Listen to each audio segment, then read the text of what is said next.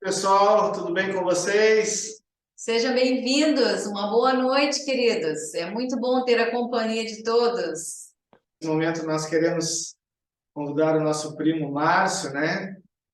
Lá de Camboriú, ele vai nos contar um testemunho. Alguns dias atrás, o nosso querido primo aí nos assustou, né? Houve um boato aí, né, querida, que ele foi... Que ele foi? Sequestrado? Sequestrado! E a família aqui em Pelotas ficou apavorada, juntando dinheiro para trazer esse homem de volta, rapaz, mas graças a Deus era só um boato, né? Era só um boato aí, um espertinho aí que fez uma ligação aí, mas graças a Deus o Márcio estava bem, né? Mas, É Márcio, verdade. nós Oi. temos ouvido diversos tipos de testemunhos aqui no nosso PG, minha querida. Eles são de curas, são de milagres, Isso. e de outras coisas, né, amor? O Márcio vai contar para a gente que Deus, ele se preocupa com todos os detalhes da nossa vida. Tudo aquilo que é para nossa felicidade, seja saúde, seja com relação a finanças, né? Ele está interessado na nossa felicidade. O que aconteceu contigo aí, Márcio, que tu sentiu Deus dirigindo a tua vida, te respondendo no momento difícil que tu passou? Então, eu estava na firma, eu trabalho numa empresa de comunicação visual. Eu tomei uma decisão na minha vida de, de abrir um negócio para mim. Porque, assim, a gente se presta tanto, assim, a gente se doa tanto pro próximo, né, que é o patrão. Então, eu peguei e tomei uma decisão de sair da zona de conforto e abrir uma empresa para mim. Só que nisso, quando tu vai assinar um aviso prévio, tu te torna assim, ah, com medo de fazer as coisas, de tomar essa decisão.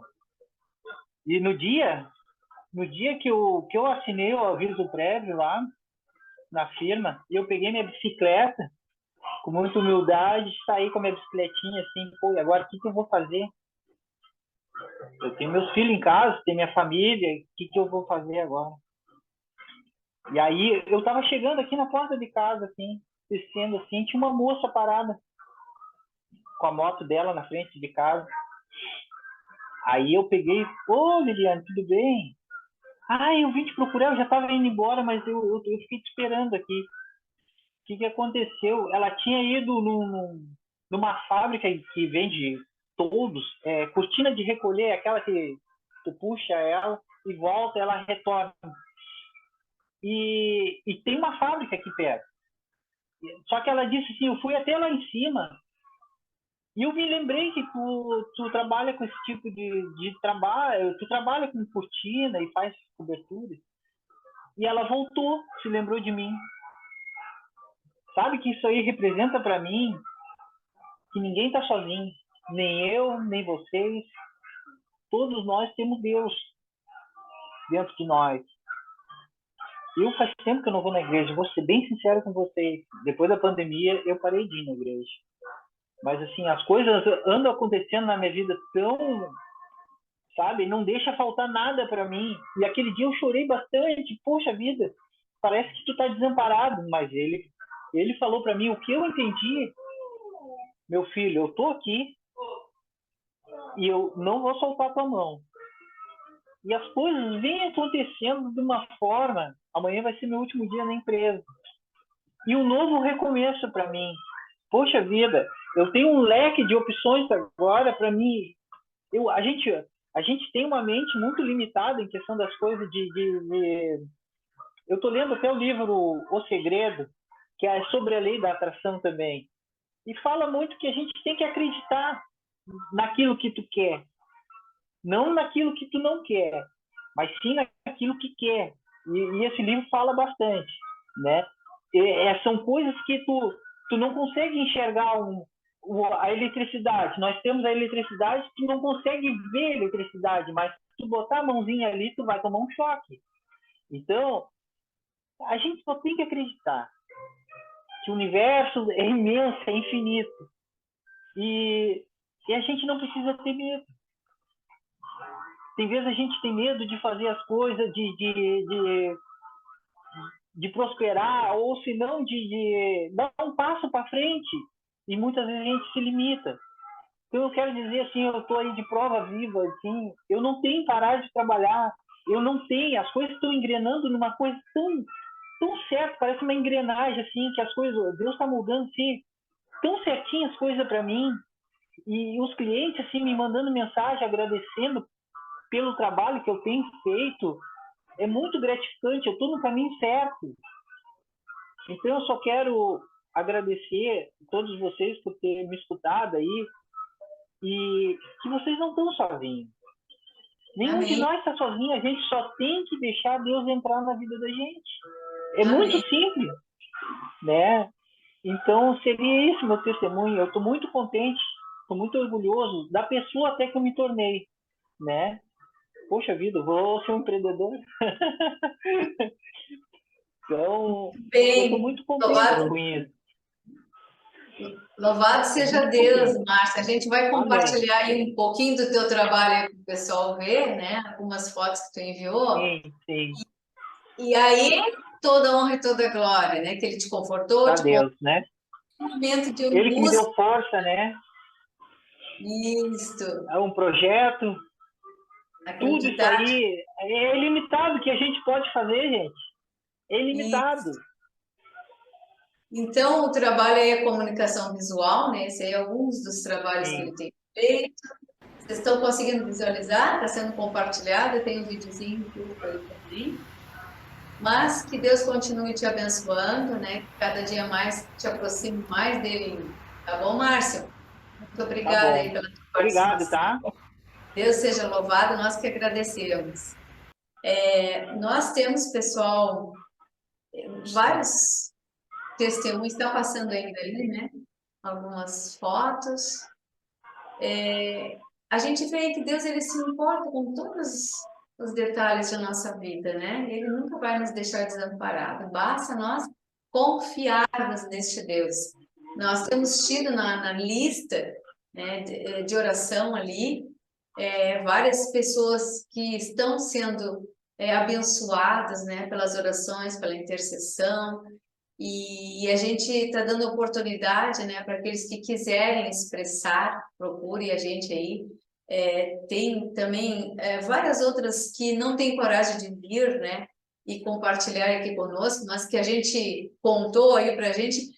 E no decorrer aí dos dias, das semanas, nós vamos contando aí no lugar daqueles que não têm coragem de vir testemunhar, assim, ao vivo, né? A gente vai contar aí para vocês as bênçãos que Deus tem feito. Vale a pena interceder, vale a pena orar. Obrigado, Márcio. E nesse momento agora também nós queremos ouvir a mensagem de Deus, né? Através do pastor Mateus. Seja bem-vindo, pastor. Muito obrigado. Eu agradeço o convite. É um grande prazer estar aqui com vocês. Que Deus te use neste momento, fale a nossos corações. Pastor, te Amém. apresento um pessoal aí que muitos não lhe conhecem. Eu acho que só o... Muito bem-vindo aqui, viu? Nessa Ô, rapaz. sinta-se bem à vontade aí, pastorzão. É top. Obrigado, viu? É um prazer estar aqui. Agradeço o convite, né? Muito obrigado. Em tantos lugares que eu preguei, eu acho que esse aqui é o melhor, né? Só de pregar o pessoal que é do Adailson já me deixa muito feliz, né? Adailson é muito top. Então, gente, Tudo misturado. é isso aí. Eu sou pastor, né? Sou pastor da Escola Adventista aqui de Pelotas.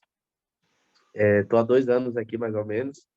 E está sendo um prazer, né? Conhecer todas as igrejas aqui da cidade, apesar de ser da escola, mas eu ando aí nas igrejas, né? Estou conhecendo bastante gente. E conheci os irmãos que me convidaram hoje. Eu agradeço muito pelo convite. Esse convite não foi feito agora, né? Faz um tempinho. E quando eu falo tempinho, é bastante tempo, né? Ele já estava se acertando, conversando para ver o que ia fazer hoje e tal. E eu agradeço o convite, tá, gente? É um grande prazer estar aqui. E eu acho muito legal essa dinâmica de PG, porque eu tava com saudade, né? Nunca mais participei de um pequeno grupo. E aqui no Sul não tem muito pequeno grupo. E quando falaram assim, vamos participar de um pequeno grupo, eu pensei, pequeno grupo? Que legal, né? O pessoal fazendo um pequeno grupo, muito bom. E eu queria parabenizar o pastor, né? Muito legal essa iniciativa aí do PG. Né? Lá do Nordeste a gente tem muito PG, mas é um grande prazer, gente. Vamos abrir a palavra do Senhor e vamos estudar, né? Eu queria falar sobre um tema muito interessante com vocês hoje, que é um tema relacionado à igreja. E quando eu falo de igreja, eu falo do nosso grupo aqui, né? Eu falo de você. E a gente pensa assim, mas pastor, como assim? De mim? A igreja é a gente.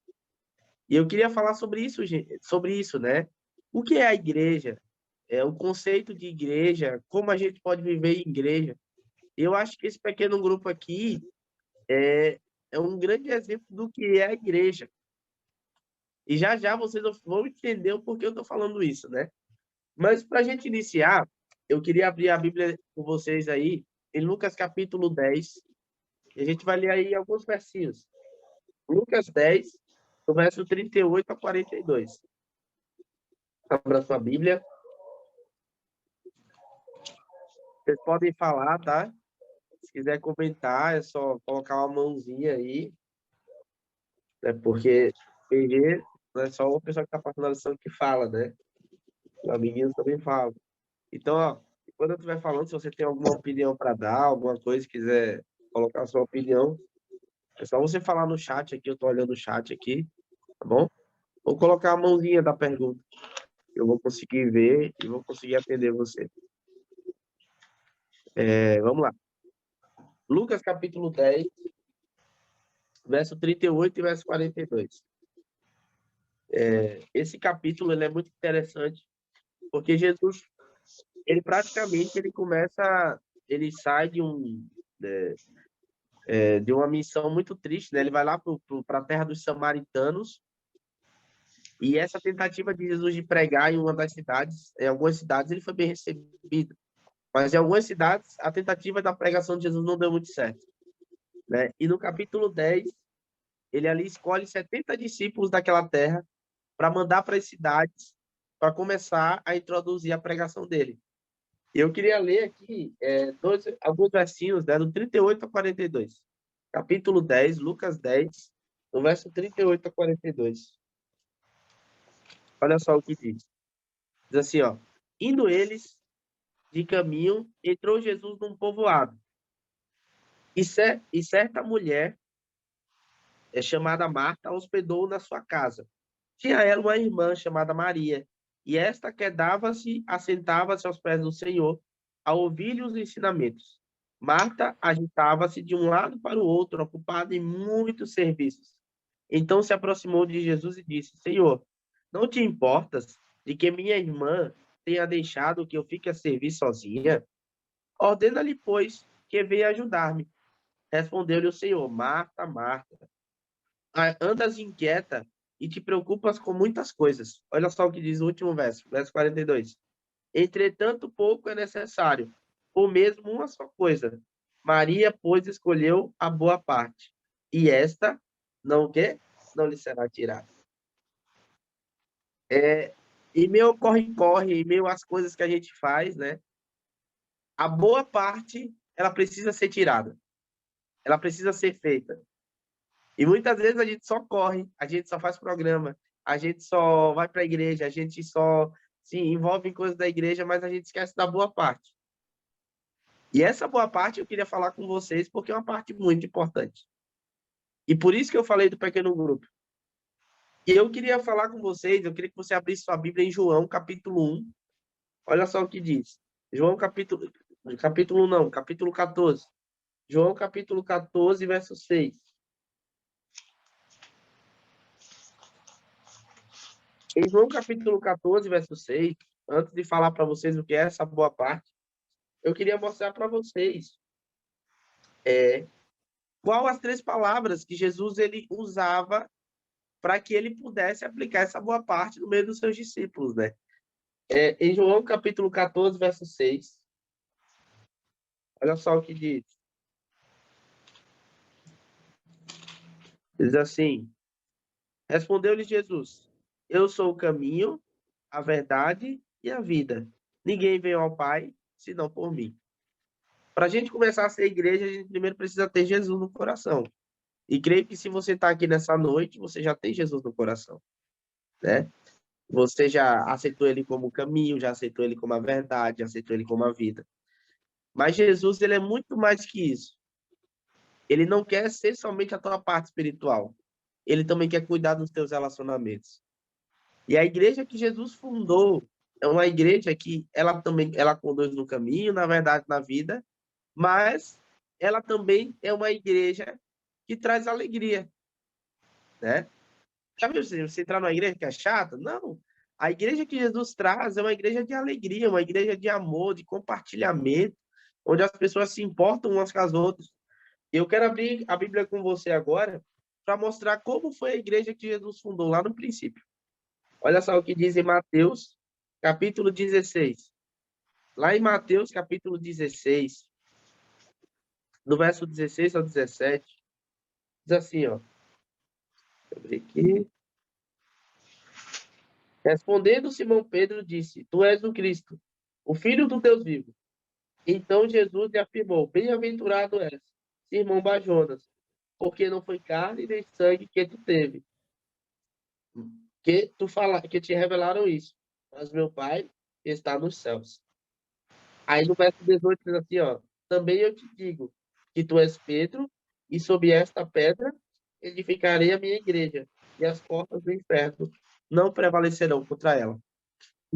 E agora Jesus, ele funda a igreja dele em cima de um pescador. Um pescador que era analfabeto, provavelmente, né? Um homem que não tinha capacidade acadêmica nem psicológica para fundar uma igreja. E agora Deus, ele funda uma igreja em cima de Pedro. E eu pergunto para você, por que Deus fez isso? Alguém quer me responder? Não precisa ter vergonha. Por que Deus fez isso? Porque ele escolheu logo Pedro para ser o chefe. Deus escolheu Pedro para ser o chefe, porque a igreja, ela não escolhe pessoas certas para serem a dona dela. E Pedro, ele era um cara inclusivo, ele era um cara diferente, ele era um cara social. Era o modelo de cristão que Deus precisava para que a igreja dele tivesse. Quando as pessoas olhavam para Pedro, elas viam humildade. Elas não viam um cara inteligente, um cara, né, que colocava as melhores roupas e falava e fazia as orações mais bonitas. Mas era um homem que tinha empatia, um homem que tinha humildade. E agora Deus escolhe a humildade ao invés do talento para construir uma igreja que hoje tem quase 4 bilhões de pessoas no mundo. E aí tem uma resposta para a gente. Nós precisamos ser como Pedro. Nós precisamos ter a humildade de Pedro. Nós precisamos ter a empatia que Pedro tinha.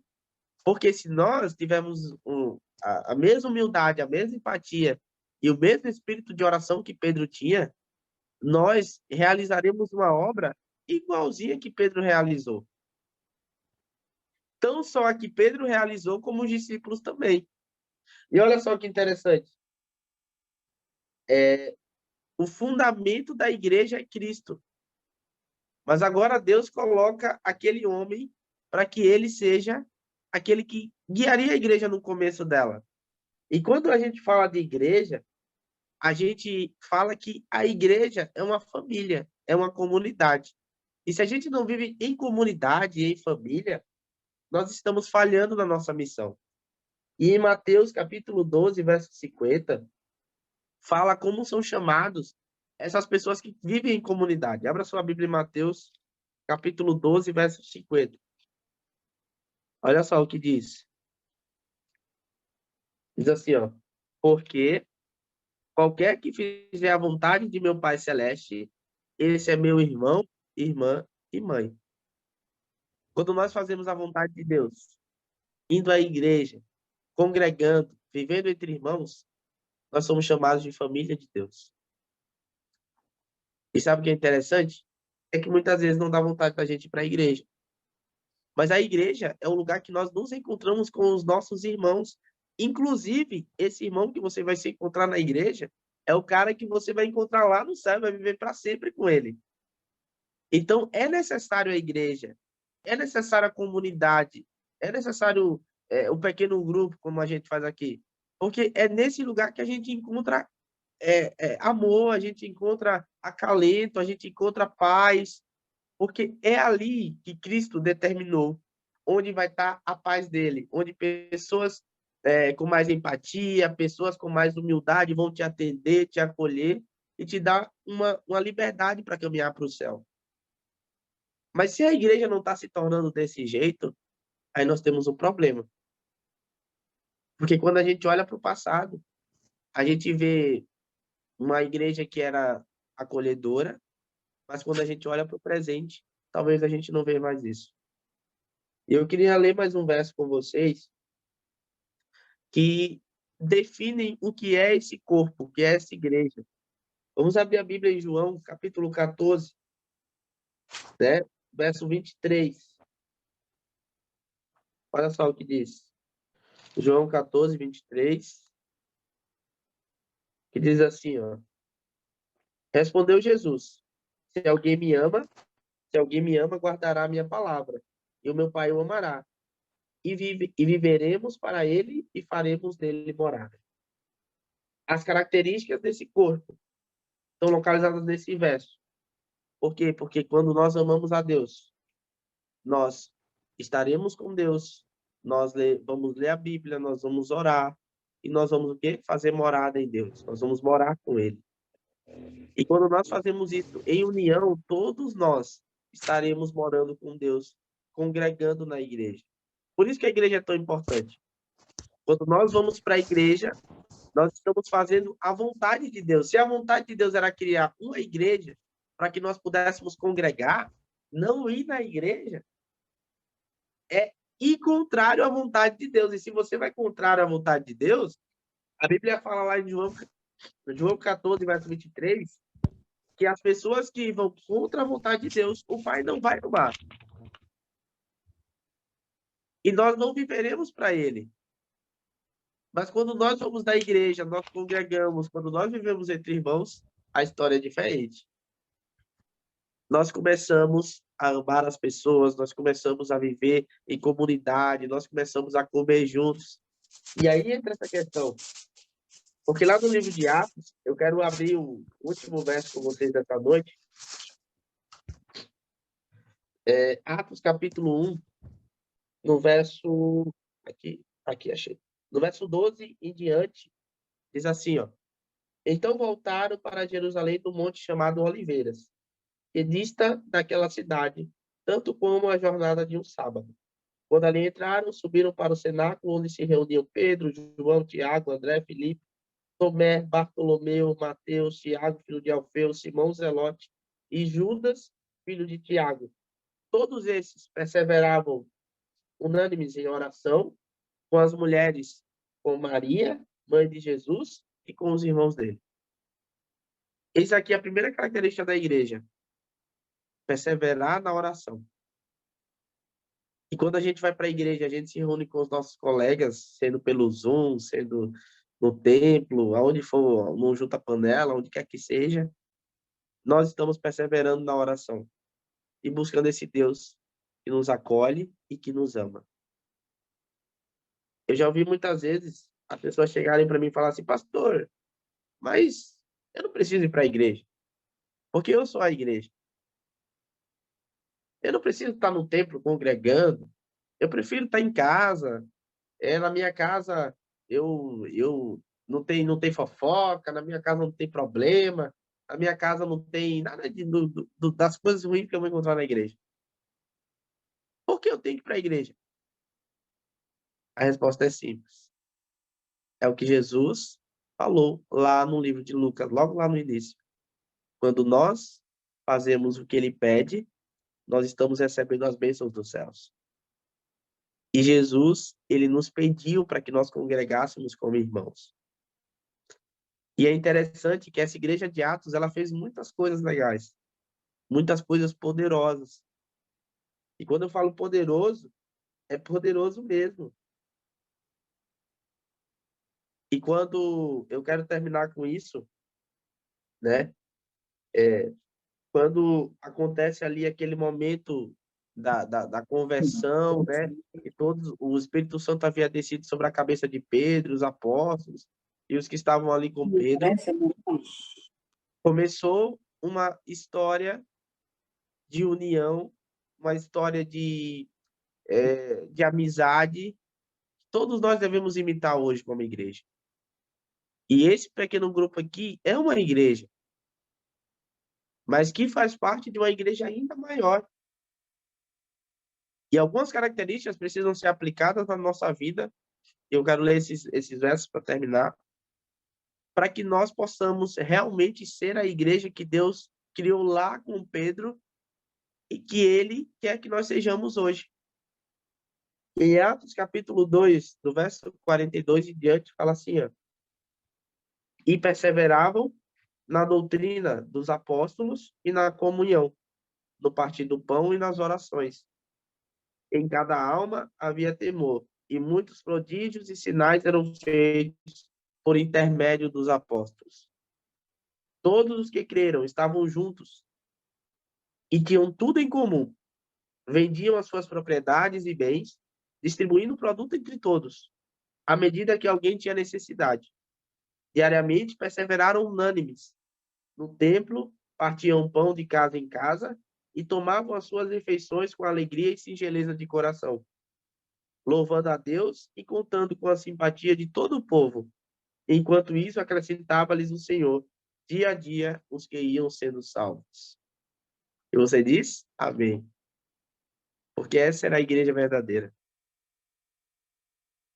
Sabe, meus amigos, apesar de toda a dificuldade que eles passavam, a igreja, ela partia o pão, ela se preocupava com o próximo, ela amava e ela não fazia distinção de pessoas.